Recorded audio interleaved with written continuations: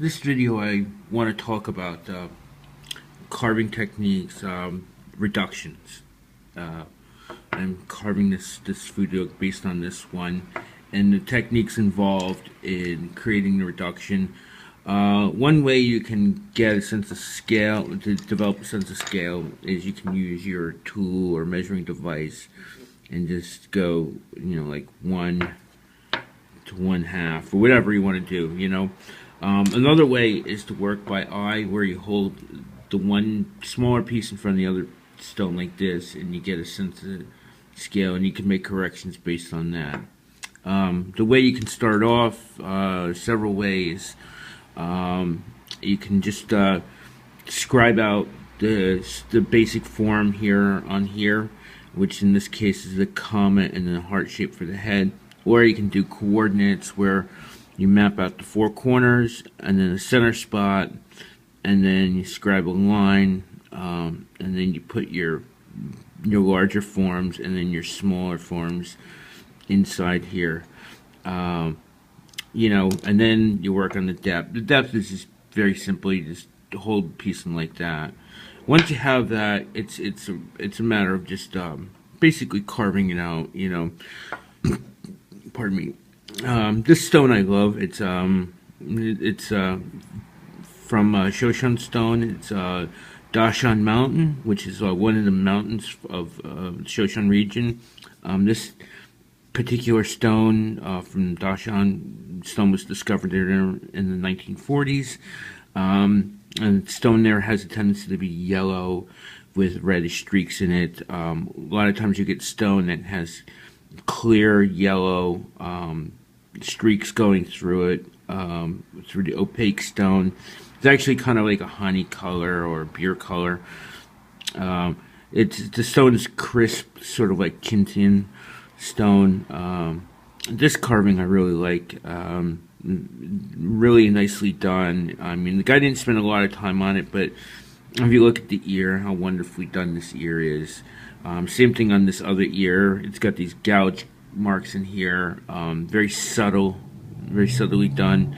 The face, for instance, the brow and the nose, the bridge of the animal's nose and its brow, the way they integrate, really well done. Good rhythm on the face. Hollow out, no machine work. This stone is from the 1970s, late 70s, early 80s.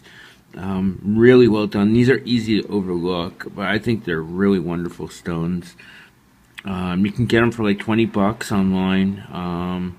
You just have to watch out for modern machine done. You'll notice, like, if it's done with a high-speed drill, in these cuts you'll see like lines, like series of lines.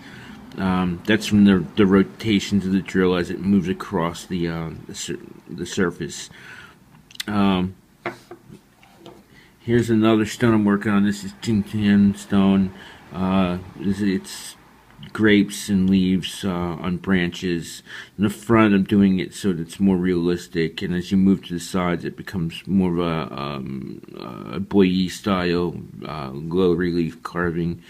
And then finally in the back, it becomes kind of like an abstracted drawing, more of a drawing and etching in here. This stone, it's a relatively easy carving to do. The leaves, just a matter of gouge marks. You just have to take your time and do it. You work from a center line, and then you overlap the cuts, and you get these raised areas. Very simple to do. There's a lovely stone. It's called flower agate stone, because it does look like agate. Another thing I want to talk about are tools. You can buy tools. For instance, this knife. Let me get out some knives here. If I can find. Oh yeah, here we go.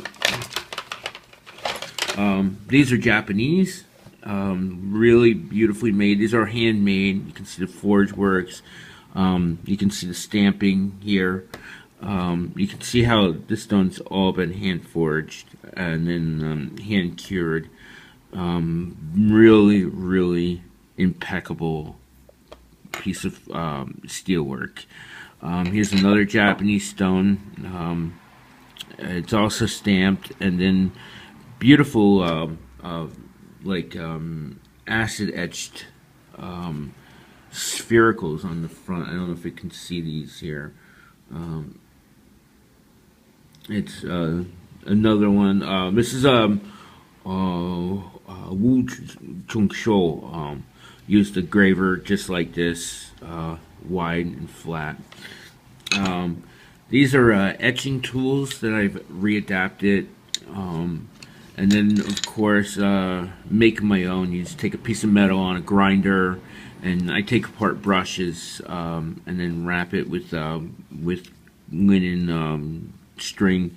You know, others are like this. I take technical screwdrivers for like working on computers, the ones that have the little spinning head like this, and I just cut the head off and I put it in a piece of bamboo, and then I just grind these down, because I can get like 5 of them, and they're very high quality steel, very hard steel. For like, you can get like a set of 5 or 10 for like a couple of bucks. Really worth it, you know. Here's one where I completely cut it off and just stuck it in the bamboo. Make really nice carving tools. Here's another tool I readapted. This is from some kid's thing, but because you scrape, you don't actually mostly carve, you mostly scrape. This tool doesn't have to be very hard or the best. These are Japanese woodworking tools. These are very cheap. I think they're like $5 for a set of 10. Of course, you can take them to a bench grinder or a Dremel and reconfigure the head for whatever need suits you. Here's a cold chisel that I reground and turned into a graver. You know, stuck it in a piece of bamboo, and then a pen cap. You know, it's all about improvisation. You know, one of the best things to do for like smaller pieces of metal is just take linen string or cotton string and just wrap it around like that, very tightly. And this is a traditional way of doing things, and it really stays put very well. Or if you have leather, you can take rawhide, wet it, wrap it around, and when the rawhide dries, it dries and it really cinches down on it. If you have any questions about where to get tools, how to make them, anything like that, give me a question. Ask me. Put my Twitter feed, because I don't have a G+ account, so I can't answer your questions on YouTube. I'd be more than happy. Thank you very much, and stay tuned for more videos.